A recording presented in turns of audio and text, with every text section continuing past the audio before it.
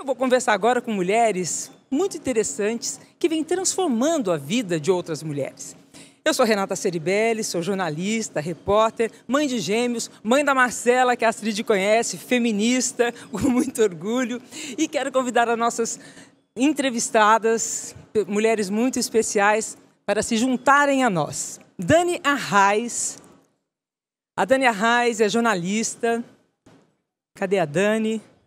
Oi, gente, tudo Oi, bem? Que prazer imenso estar com vocês. Estou com a Dani Arraes, que é jornalista, fundadora da empresa Contente, que promove a vida digital mais inteligente, né? A Vera, a Thaís Vilarinho, que é escritora, né? Autora do livro Mãe Fora da Caixa. A Vivi Duarte, também jornalista e CEO da BuzzFeed. E a Vera Iaconelli, psicanalista e colunista da Folha de São Paulo, que eu estou sempre lendo, tá, Vera? Aprendo muito com as suas colunas.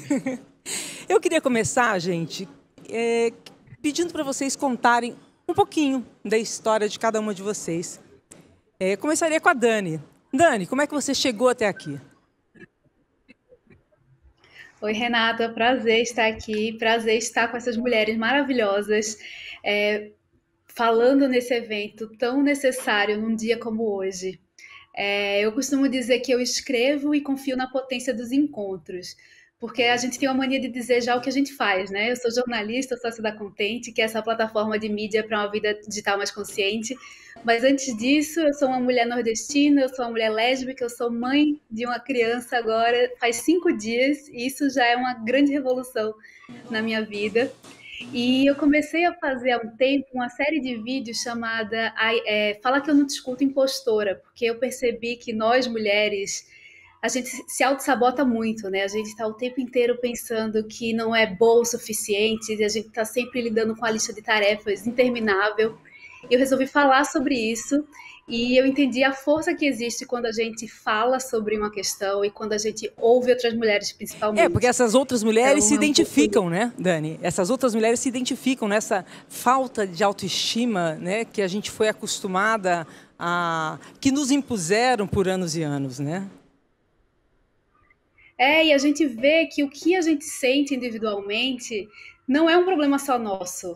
A gente, como mulher, a gente tem uma estrutura de sociedade que não quer que a gente ocupe os espaços, que não quer que a gente fale, que quer que a gente fique restrita a um único papel.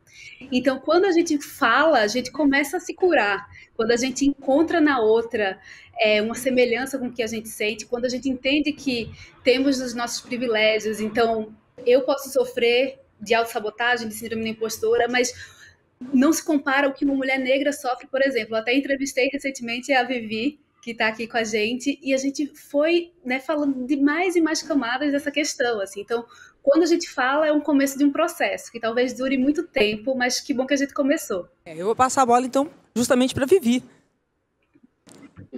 Vivi, Oi, tudo Rê, bom, querida? prazer. Nossa, um prazer estar aqui com você. Eu acho que você tem muito dessa história de falar de ganhar autoconfiança, né? De vencer essa falta de autoestima que as mulheres tanto reclamam e herdaram, né? Nós herdamos isso, né? De uma sociedade opressora. Sim, sim, Rê. E a Dani, né, se apresentou. Estou CEO do BuzzFeed, que é uma plataforma hoje a segunda maior de audiência de internet no Brasil. Tem uma empresa que é a Plano Feminino e o Instituto Plano de Menina, que tem muito a ver com a minha história, Rê, porque eu sou uma mulher que nasceu na periferia de São Paulo e foi hackeando o sistema. E autoconfiança e autoestima foram pilares muito importantes para eu conseguir ocupar esses espaços de poder, conseguir não me deixar ser interrompida nas mesas de reunião. Então, hoje eu ajudo outras mulheres, né, por meio de workshops e também conversas e conteúdos, para que elas ocupem os lugares, para que também elas entendam a potência que a gente não precisa para ser uma líder, para ser uma CEO, para ser uma dona do teu negócio, você não precisa de estereótipo. Muitas vezes a gente compra essa ideia, né, que o poder ele está associado ao homem branco, hétero, privilegiado, sisudo, e não, a gente tem o nosso poder com as nossas características e, acima de tudo, com a autoconfiança de acreditar na nossa história, né, na potência de cada história, da onde a gente partiu, aonde a gente chegou. Tudo isso é importante para a gente ir se construindo principalmente nessa sociedade tão desigual como a gente vive, né? E por falar em estereótipos, então, eu vou chamar a Thaís Vilarinho. Thaís, porque você desconstruiu a maternidade, né? Sim, você escreveu o livro Ser Mãe Fora da Caixa. É justamente disso que a gente está falando, né? É assim que você chegou até aqui? Exatamente. Sim, exatamente. Primeiro prazer estar aqui com mulheres que eu admiro demais, é uma honra muito grande. Obrigada pelo convite. Eu sou mãe de 2 meninos, o Tomás, ele tem 10 anos, um garoto, e um adolescente de 13 anos. Então, só que quando eu me tornei mãe, primeiro que eu sempre tive um sonho de ser mãe, sempre sonhei com a maternidade. E quando eu me tornei mãe, no meu primeiro puerpério, eu tive depressão pós-parto. E foi um momento assim que eu mergulhei muito fundo e questionei sobre muitas coisas, né? Porque a expectativa que a sociedade constrói sobre a maternidade é muito romantizado, né? E você dar de frente com o que realmente acontece pode ferir bastante, sabe? E aí, depois, com o tempo, depois da minha segunda gestação, eu questionando sobre tudo isso, sobre também uma coisa que eu sentia muito 13 anos atrás, que era quando eu queria trocar sobre o assunto com outras mulheres, não eram todas que tinham essa. Tinha muito lugar de competição e de julgamento, e eu falava, por que se a gente que é mãe não vai conseguir trocar e se unir e trocar de uma forma franca sobre o assunto, como que vai ser isso, né? E aí eu comecei a escrever sobre o assunto, meio que em forma de diário, com um pouco de medo que vão achar essa mulher uma infeliz, uma... E não, para minha surpresa, assim, as mães foram chegando, mulheres, mães, quem não é mãe também, né? Porque ser mãe é uma escolha, a gente não é uma obrigação, então foram chegando as mulheres e trazendo outras mulheres, e ali os textos na minha rede social, no meu perfil, se tornaram um ponto de partida, assim, de troca e acolhimento entre mães, uma verdadeira rede de apoio. E eu fico muito feliz com isso, assim, então, o ponto de ter virada, construído com elas esse lugar. o ponto de virada da sua vida mesmo foi você escrever no livro o que era ser mãe fora da caixa, ser a realidade de ser mãe, né? Sim, exatamente. Exatamente. Aí o livro virou, assim, surrealmente, porque para mim, assim, uma mulher comum, escrevendo de um lugar comum, claro que indo contra tudo ao que falavam na época, 3 anos atrás, o que tinha de maternidade era fotos, né, de mães sorridentes, com bebês fofos, a graminha verde, aquele lugar daquela fala do amor incondicional, que até isso a gente conversa muito sobre o assunto, que eu acredito que o amor de mãe é um amor que é construído também. E aí, além dos livros, veio a peça, que é uma coisa surreal, que é um monólogo com a Mia Mello, uma atriz incrível, e assim, tudo uma surpresa para mim, assim, uma grata surpresa, sabe? Criar essa rede de apoio. Bacana. Agora eu queria falar com a Vera. Vera, eu quero que você nos fale. Olá, mais uma vez um prazer ter você aqui com a gente. Eu gostaria de ouvir de você como você chegou até aqui e também que você nos dissesse assim, a importância dessa identificação que tem se criado das mulheres entre elas. Me parece que a gente vive um momento de construção de uma cumplicidade feminina que a gente nunca teve, ou pelo menos de identificação de umas mulheres com outras, né? A gente talvez tenhamos ganhado mais espaço para as nossas falas femininas, como esse momento que a gente está vivendo hoje, né? Bom, é um prazer estar com vocês, com essa geração que está chegando aí, Renata, você aí nos recebendo, mais uma vez, muito agradável estar nessa conversa. Olha, eu acho que você tocou num assunto super importante, né? Esse encontro das mulheres no qual elas fazem trocas e conseguem se sentir mais fortes, isso existia antes, na Idade Média, isso era chamado de gossip, né? Que era amizade entre mulheres. E a partir da caça às bruxas, isso começou a ser considerado uma coisa ruim, é a fofoca, né? Essa palavra foi migrando para a ideia de uma coisa ruim. Então as mulheres foram realmente sendo apartadas. Todo encontro de mulheres era um encontro de bruxas, sujeito a fogueira. Então, o que a gente está fazendo agora é recuperar um período histórico anterior, no qual as mulheres começam a se unir. A gente sabe que quando a gente se une, a gente fica forte e a gente muda o mundo, porque a revolução feminista é gigantesca. Tudo que a gente tem conquistado, falta muito, né? Tem muita coisa para ser feita, mas na verdade a gente está aí revolucionando o mundo em vários âmbitos. Então, esse encontro é uma marca disso. Eu acho que eu venho desse percurso, né, como psicanalista, tentando entender historicamente o que a gente pode fazer para funcionar com mais sororidade e continuar mudando as coisas para nós e para os homens também, e para as pessoas trans, enfim, continuar desenvolvendo uma relação melhor entre as pessoas. Você se especializou muito nos trans, nas identidades de gênero, né? Eu tenho trabalhado a partir da questão da parentalidade, né, a partir da questão de como uma geração cria outra geração. Eu tenho trabalhado muito com as questões tanto do parto, da violência obstétrica, mas também do puerpério, e aí a gente foi entrando num universo de questões que inclui, sim, os diferentes gêneros, incluem as questões raciais, como já foi trazido até aqui, inclui as questões sociais. A gente sabe que a parentalidade numa situação de vulnerabilidade é muito diferente numa situação mais protegida. No entanto, o sujeito pode sofrer e sofre em todos os âmbitos, né? Então, tem sido a minha pesquisa ao longo desse, não vou falar quantos anos, mas muitos, mas tem sido a minha pesquisa a questão da parentalidade e da perinatalidade a partir da psicanálise. Bom, enfim. Mentira, faz 30 anos, posso falar assim. Afinal, não temos mais medo de falar em anos. Isso é uma coisa do passado, né? Somos mulheres do presente. Então, e a gente estava falando bastante, né, de refletirmos o futuro, né?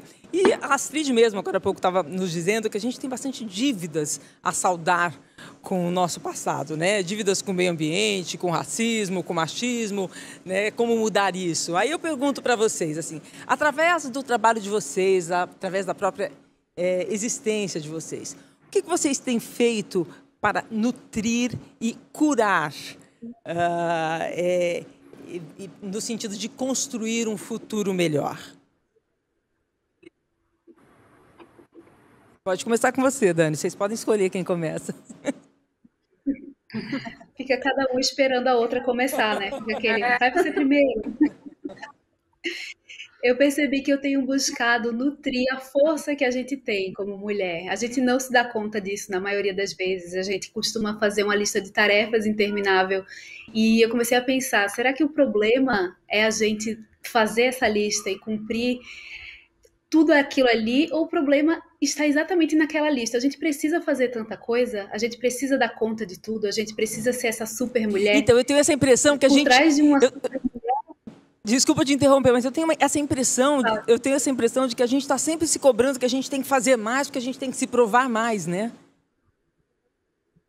O tempo inteiro, e assim, no final do dia estamos exaustas, né? E a gente não pode não levar em consideração o momento que a gente está vivendo, o contexto do lugar onde a gente está vivendo. E mesmo com pandemia no Brasil, a gente termina o dia pensando assim, eu fiz 10 coisas, mas não fiz as outras 5 que eu me propus a fazer. Então, isso começou a ser uma coisa muito frequente na minha cabeça, tipo, não é possível que a gente vai se atribuir tantos papéis a ponto da gente ter um esgotamento, né? Então, como é que a gente faz para criar momentos de apreciação? Como é que a gente faz para sair dessa armadilha capitalista, sair dessa armadilha que os outros nos impõem de que a gente precisa fazer mais e de que a gente não é suficiente? Então, como é que a gente se conecta com a nossa força? Como é que a gente se conecta com o que a gente já fez? Como é que a gente honra a nossa trajetória também? A gente chegou aqui por algum motivo, tem muito esforço, tem o caminhar de todas as outras mulheres antes da gente.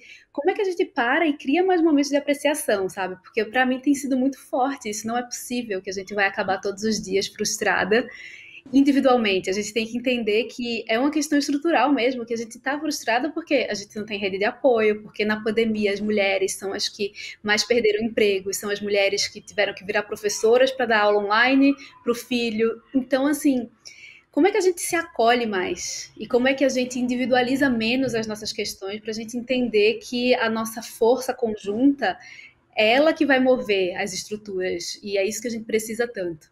É isso, Vera, que a gente precisa tanto. É disso que a gente precisa se nutrir? Olha, com certeza. Primeiro a gente precisa parar de se identificar com as coisas ruins que foram associadas ao feminino e à mulher, né? Então a gente gosta de dizer que a gente é multitarefa, por exemplo. Não, multitarefa não, gente. Abre mão, começa a abrir mão desse protagonismo, começa a abrir mão dessas bolas de ferro amarradas no pé que vêm na forma de elogios, mas que na verdade são só acúmulos de tarefas e que no final a gente vai exatamente como a Dani falou agora. A gente acaba se orgulhando de fazer tantas coisas e quase morrer. Isso é quase um elogio para nós. A gente tem que começar a abrir mão desses prêmios narcísicos que nos adoecem e mudar a nossa mentalidade. Agora, o que eu tenho feito muito, Renata, e eu acredito que você também, é escutar os jovens, né? Escutar os jovens, porque eles trazem muita coisa. Eu tenho filhas adolescentes, jovens adultas, que trazem muita coisa, que me alertam, que estão sacando, né? E a gente faz uma troca que eu acho que eu com a minha experiência e ela com frescor. Eu acho que a gente tem que ouvir essa geração que está chegando. Nossa, eu estou achando tão maravilhoso você dizer isso, porque é exatamente isso que eu vivo. Meus filhos têm 30 anos e eu ouço os meus filhos, entende? Eu ouço a jovialidade, as ideias novas, né? O que é atual, né? Eles quebram, eles ressignificam todos aqueles conceitos que a gente trouxe de ser mulher. Eu acho realmente incrível. E eu quero passar a bola para a Vivi. Vivi, e você? Olha, como você nutre eu isso? Concordo também. Concordo com a Dani, concordo com a Vera. A gente acaba sentindo, né, os elogios e vai amarrando um monte de bolinha em volta da gente. Quando a gente percebe, a gente está com quase burnout, a gente não tem nenhum inegociável e todo mundo te pede tudo e você fala sim para tudo. Então, nos últimos 3 anos, eu tenho nutrido questões inegociáveis para mim, que é o meu tempo para mim, que são os meus valores. Então, hoje eu não entro em nenhum projeto ou nenhum negócio que não tenha um alinhamento com esse lugar, que eu tenho um tempo para mim, que não precisa ser uma pressão exacerbada. E também não me culpo mais por não ter tempo de estar em todos os grupos do WhatsApp, em conversar e estar disponível com todo mundo para tomar um cafezinho, para trazer uma grande ideia. Então, acho que quando a gente começa a criar os negociáveis e negociáveis para a gente no dia a dia, essas escolhas vão ficando mais claras, mais objetivas, mais assertivas, e a gente também vai deixando essas bolinhas irem, né? Eu tinha muito essa questão comigo, que eu tinha que estar disponível para as pessoas, para todo mundo. Então, queria tomar um café, queria ter uma ideia, ou queria fazer um projeto, co-criar um projeto, e quando eu via, eu de verdade estava me sentindo sufocada, engolida por tanta tarefa, e não tinha esse tempo para mim. E isso me fez quase ter um burnout há 3 anos. Então, ter conseguido fazer essa lista de negociável e negociável e entender mais as minhas escolhas no dia a dia, para além, né, desses títulos, esses rótulos que a gente acaba, né, ficando tão assim brilhante aos nossos olhos, né, fez muito bem para mim. Então, eu tenho nutrido isso. Deu muito certo para mim o que... Se nutrindo de autocuidados. Desculpa, pode falar. Se nutrindo de autocuidado, né? E boas escolhas, né? Thaís, você também vive esse momento assim de se cobrar tanto, de que tem que dar certo em tudo? É interessante você responder isso, porque você deu um basta nisso quando falou, não, eu não tenho que ser a mãe perfeita. As mulheres não têm que viver a maternidade como se fossem a Virgem Maria, né, a Santa, né? E eu queria ouvir a tua posição. Eu sempre falo assim, né? Tem essa coisa toda de Mulher Maravilha, é um absurdo isso, né? Ai, Mulher Maravilha. Eu falo, não, muito obrigada, eu não quero essa capa para mim, sabe? Não quero essa capa. E eu concordo muito com o que todas falaram. Eu acho que a gente tem se sobrecarregado muito, né? Principalmente nessa época de pandemia. Mas uma coisa que eu tenho focado muito primeiro, a primeira máscara de oxigênio tem que ser em mim, sabe? Se eu não estiver bem, eu não vou conseguir cuidar bem, né, dos meus filhos, eu não vou conseguir produzir bem o meu conteúdo. Então, eu procuro fazer coisas que eu sei que fazem bem para mim, que às vezes é aquela coisa daquele autocuidado que a gente sabe, né, que tem um pouco de preguiça de ir lá e fazer exercício, mas eu sei que no fundo me faz bem. Então eu procuro fazer pequenas coisas e não deixar passar sem fazer, sabe? Tentar me colocar na agenda mesmo, assim, em primeiro lugar, que é uma coisa do olhar para dentro. Aí quando vem o olhar para fora, eu acho que o primeiro lugar de nutrir e curar é quem está perto da gente. Eu acho que eu procuro muito fazer isso na educação dos meninos, então eu procuro muito fazer para eles. Tem uma frase, né, que meus pais sempre falaram para mim: não faça com os outros que você não gostaria que fizesse com você. Então, acho que isso é tão atual, então sempre é tão atual, então eu procuro criar eles assim, para eles serem livres, para eles serem a essência deles, sabe? Para eles não ficarem fazendo alguma coisa ou escolhendo alguma coisa porque uma pessoa achou uma coisa, outra pessoa achou outra coisa, e procuro sempre esse lugar do respeito e não só no falar, né, com eles. Eu acho que quando a gente demonstra isso, quando a gente age assim com as outras pessoas, o exemplo é a melhor coisa. E aí, se eu tô bem, né, comigo, se eu consigo estar aqui, quem tá perto bem, aí eu consigo sim produzir para quem está numa esfera um pouco mais distante, assim. A gente está falando aqui sobre nutrir e curar nós mesmos, né, nesse momento que a gente está passando no mundo, e eu estou aqui refletindo, e eu queria refletir junto com vocês, que assim, a gente vem de um mundo muito individualista, né? Extremamente individualista. Aí chega um vírus e fala: olha, a gente não pode mais pensar individualmente, a gente tem que pensar no coletivo. E estamos todos sentindo muita dificuldade, né, de pensar no coletivo. A gente tem... Algumas pessoas conseguem pensar nesse coletivo com muito bom humor, como a Ingrid Guimarães, que tem um VT muito curioso que eu queria que a gente interrompesse agora para assistir e depois a gente comenta sobre. Vamos lá? Tava pensando aqui como é difícil ser mãe nessa quarentena. Fico imaginando a mulher grávida. Eu tenho uma pena de mulher grávida. Imagina, quase 9 meses em casa. Você ter uma prioridade, você poder entrar numa fila na frente, num avião, num banco, num restaurante, todo mundo sorri pra grávida, pega na mãozinha. A grávida não tem uma foto dela na praia sem máscara, coitada. Mas o pior, eu acho que é mãe de bebê pequeno. Você imagina um bebezinho pequeno? Não tem uma sogra pra ajudar, uma mãe pra ajudar? Antigamente a sogra, tipo, a sogra vem. Agora, tipo, minha sogra vacinou. Ê, sogrinha, parabéns. Chegou sua hora, vem ficar uma semana aqui em casa? Pior é quando o bebê começa a andar. Aí eu tenho pena. Quando o bebê começa a andar em casa, e o pediatra fala assim: tem que gastar essa energia. Gastar essa energia onde, doutor? Brincando de espada na minha sala? Não rola. Aí começa a entrar na escola. Tudo bem, a criança está ocupada. Está ocupada com trabalhos tipo: vamos fazer com a mamãe um trabalho de pintar a quarentena? Que cor que tem a quarentena, professora? Se a mamãe puder botar uns palavrõezinhos assim, a mamãe resume a quarentena rapidinho. Tem uma amiga, coitada, que ela tem um bebê pequeno, tava lembrando aqui, o bebezinho dela nunca viu outro bebê na vida. Quando ele sair, ele vai achar que existe assim um mundo paralelo de pessoas realmente pequenas. Mas aí cresce, né, gente? O importante, o bom é que cresce. Entra na pré-adolescência, que é a idade da minha filha. Ah, uma delícia. A criança tá super ocupada. Ocupada com autonomia para ficar o dia inteiro no TikTok fingindo que tá no Zoom. E o pior, cheio de hormônios. Você quer matar a criança, mas ela também tá querendo te matar. Então você tem que criar ali uma coisa que diga: tá bom, fica no celular mesmo. Ah, deixo. Ah, eu deixo. É que tá demorando tanto essa quarentena que eu fico pensando assim: daqui a pouco ela vai crescer dentro de casa comigo, vai ficar adulta. Só que nesse momento eu vou estar entrando na menopausa. Ou seja, é foda ser mãe, é foda ser mulher. Feliz Dia das Mulheres pra gente, que a gente é foda.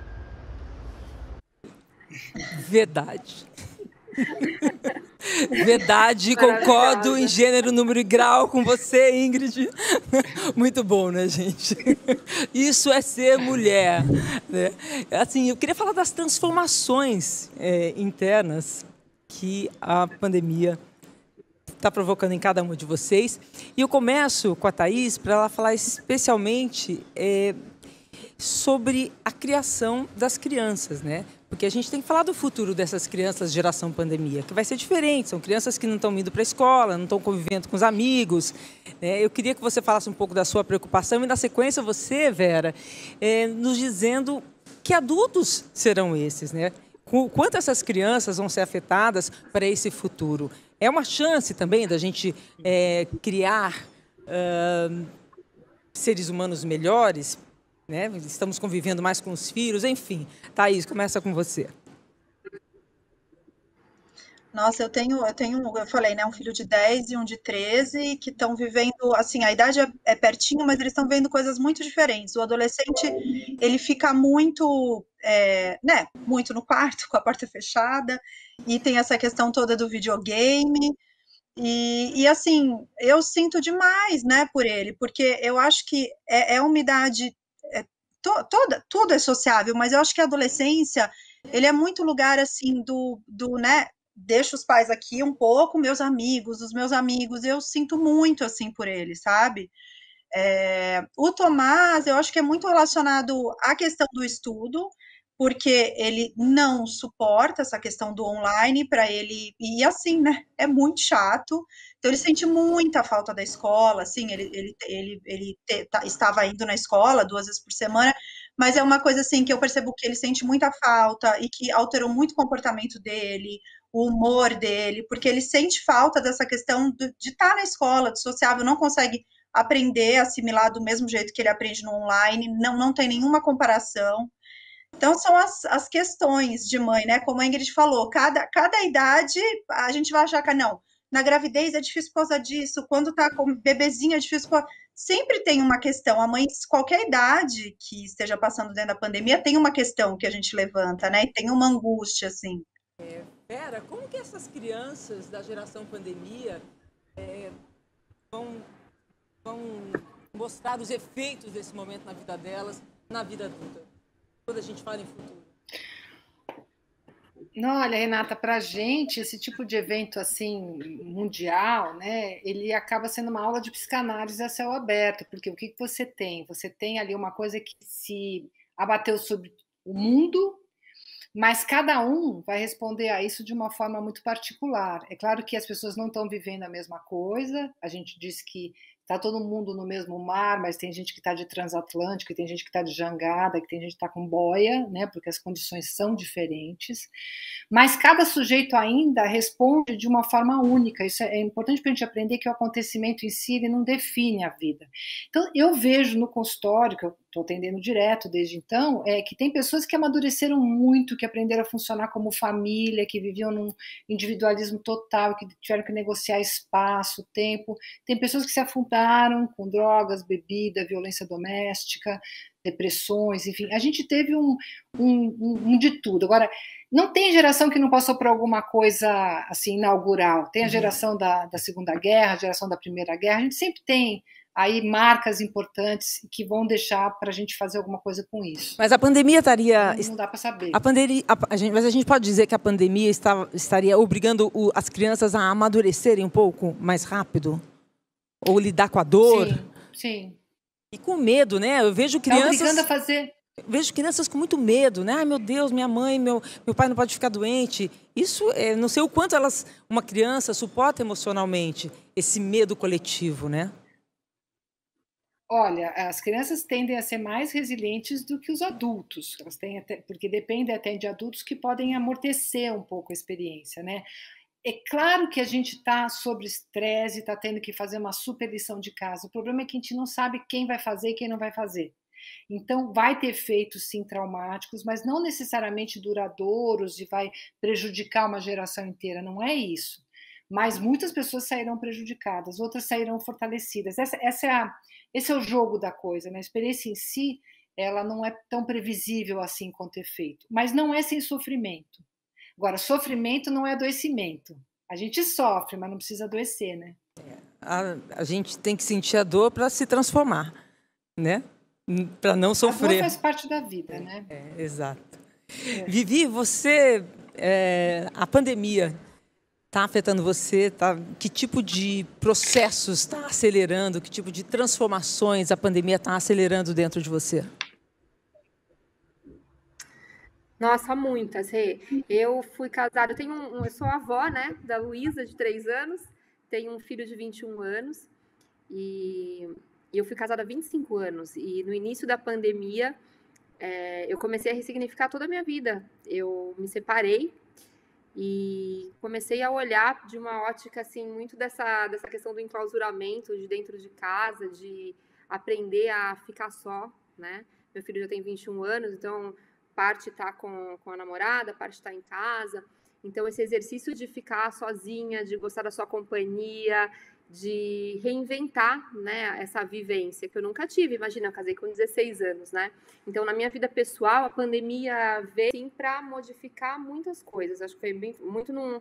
Eu falo que é um portal assim que se abriu, né? E eu tenho aprendido muito sobre isso, sobre a autocompanhia, né?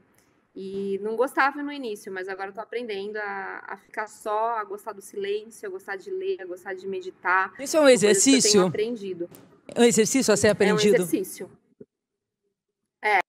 Eu chorei bastante nas primeiras semanas, assim, meses, né? E eu acho que também pelo caos dos negócios, a gente teve que reinventar muitas coisas nos negócios, voltar tudo para a internet, entender que cliente ficava, que cliente não ficava. Então, em paralelo à vida pessoal, também estava acontecendo todo um movimento nos negócios também, nas empresas, né? E tudo isso veio de uma vez. Mas eu consegui fazer esse equilíbrio, entender cada coisinha que estava acontecendo em cada área da minha vida. E está sendo muito importante. Eu tô, com certeza, eu vou sair uma mulher diferente da que eu entrei nesse momento de pandemia, né? Desde o ano passado. Mas é uma dor, é choro, é resistência. E ainda falando de um lugar de uma mulher de privilégios, né? Eu sou uma mulher negra, mas privilegiada, que, né, tem uma condição social diferente de outras mulheres negras que a gente sabe que a maioria, né, vive em questões de não privilégios, em desigualdade, e aí a dor é muito maior, porque a dor é de não ter também a comida no prato, né? Então, às vezes eu fico, será que eu tô romantizando a minha dor? Mas cada uma de nós, eu acho que a nossa psicanalista pode ajudar a gente, né? Mas acho que cada uma de nós tem uma dor também ali, porque eu tenho muito isso, Rê, de como eu saía, vim hackeando o sistema, às vezes eu penso assim, como eu já vivi a falta de tanta coisa, às vezes eu penso que uma dor que para mim é importante, eu acho que, poxa, mas eu acho que eu não devia estar pensando nisso, né? Mas tenho aprendido que sim, eu preciso acolher, porque em cada momento da nossa vida, independente da classe social, a gente tem dores, pode ser diferentes, mas que a gente tem que acolher, tem que aprender, ressignificar e se construindo, né? Acho que a gente está em processo de transformação o tempo inteiro, né? Mas eu estou muito feliz, assim, com o que eu tenho conseguido fazer, sabe? Que bom. De tudo isso, né? Eu acho transformação sempre um momento maravilhoso interno, né? A gente tem que viver o presente e pensando no futuro. E eu queria a sua fala agora, Dani, sobre esse momento de pandemia, que a gente já está com o nosso tempo quase estourando aqui e eu não quero parar de conversar e ouvir vocês, gente. Eu acho que para mim um dos aprendizados tem sido tentar viver bem com as condições que a gente tem. Entender que a gente vai precisar reajustar a rota, cuidar dos afetos. Esse momento é muito duro e é duro para todo mundo. Então a gente tem uma dor de um luto coletivo aí, né? Que a gente nem consegue fazer, porque cada hora a gente tem uma notícia e outra e outra. Ao mesmo tempo, eu adorei o vídeo da Ingrid, me identifiquei demais. É isso, a gente acabou de ter um neném e a gente não passou por esse momento da gravidez, de alguém pegar na barriga, de alguém dar pitaco, porque a gente está isolada dentro de casa. Isso vem com uma dor também, né? Porque é um outro mundo. Ao mesmo tempo, tem uma força muito grande, assim. Ficou muito forte para mim, agora com o nascimento dele, que não dá muito para a gente adiar planos, nem a felicidade, porque isso vai durar um tempo, né? A gente se a gente se colocar, assim, ligar a TV e passar o dia ouvindo notícias, a gente não faz mais nada, a gente paralisa, mas tem uma força, né, na vida, nessa vida que se impõe, nessa vida que resiste. Fiquei lembrando daquele texto da Clarice Lispector, que fala muito apesar de. Ela fala várias coisas e apesar de, a minha sensação é que apesar da pandemia, a vida acontece, a vida se impõe e tem uma força nisso. Eu tô muito recente, né? Tipo, faz 5 dias que ele nasceu, então assim... 5 dias que ele nasceu, meu Deus. 5 dias, que coisa mais... O mundo tá se acabando lá fora. E a vida tá surgindo maravilhosamente dentro da sua casa. Isso é muito lindo, hein? É muito forte, assim. Então dá uma esperança, não só na minha vida, na minha família, mas assim, imagino que tem muita coisa difícil acontecendo, mas tem muita vida continuando a acontecer, assim, essa força tem me abastecido. Queridas, eu queria agradecer muito a presença de vocês, assim, mulheres do presente, adorei, um aprendizado, uma pena que a gente tenha que acabar, porque temos muita coisa boa ainda pela frente.